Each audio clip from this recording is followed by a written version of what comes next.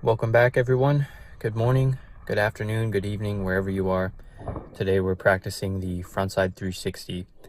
I've only covered the backside 360 so far, so I'll put the link to that in the description below, but you'll notice that these tricks have very similar concepts even though they look different and you're turning in different directions.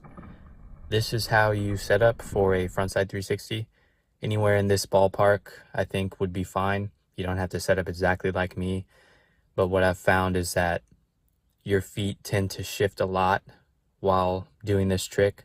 So to compensate for that, you want to put your feet in this position. Front foot with the toes hanging off, kind of like a heel flip. Back foot ready for something like a front shove, just to really get a strong scoop.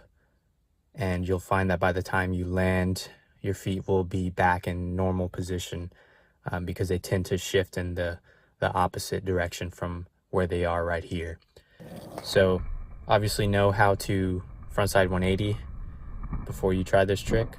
It's really about winding up a lot, and I think it helps to break this trick into two different parts. A 360 is obviously just two 180s. So there's the first 180 and the second 180. And the second half of this trick, I think, is what really makes it so difficult. So you're going to wind up as much as you can, try to get as much scoop as you can, and complete the frontside 180 portion of the trick as fast as you can. Now you'll notice here, once the first half of the trick is complete, your momentum alone from the wind up is not really enough to get you all the way around. Now that might be true if you're trying it on a big stair set, or you're trying it on a hip where you have a lot of air time and you don't have to complete the full rotation. But for a flat ground frontside 360, which I think is ironically one of the hardest things to do it on, instead of obstacles, you really need to complete the full frontside 360. And it's difficult to do it without enough air time. So the momentum alone is not really enough to bring you all the way around. So you'll notice in the second half of the trick, the lower half of my body is really completing the rest of it, and the lower half is really completing it before my upper half gets there. Because in the second half of the trick, you're using the power of your legs, of your feet, to really push the nose down and bring the rest of the rotation around. So you can't really depend on momentum of twisting alone in this trick.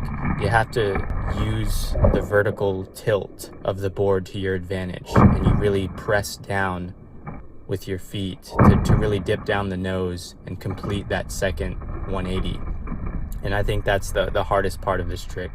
What will definitely make it easier is trying it on smooth ground as opposed to like really rough concrete and asphalt, because that'll help give you some sliding time once you hit the ground if you're not used to getting that full rotation, and that'll make the learning process a lot easier.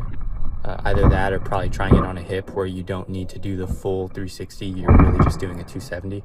So I think that's the key to this trick, is winding up as much as you can, getting as much momentum as you can, and once you complete the first 180, you just realize that you use the power of your legs to push you around the rest of the way, even if your torso doesn't completely catch up at that time.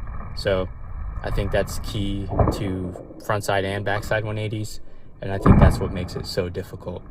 So those are my tips on frontside 360s. Hopefully that was useful to you guys. Comment below as you always do. I really appreciate the support, guys. Keep skating, and I will see you next time.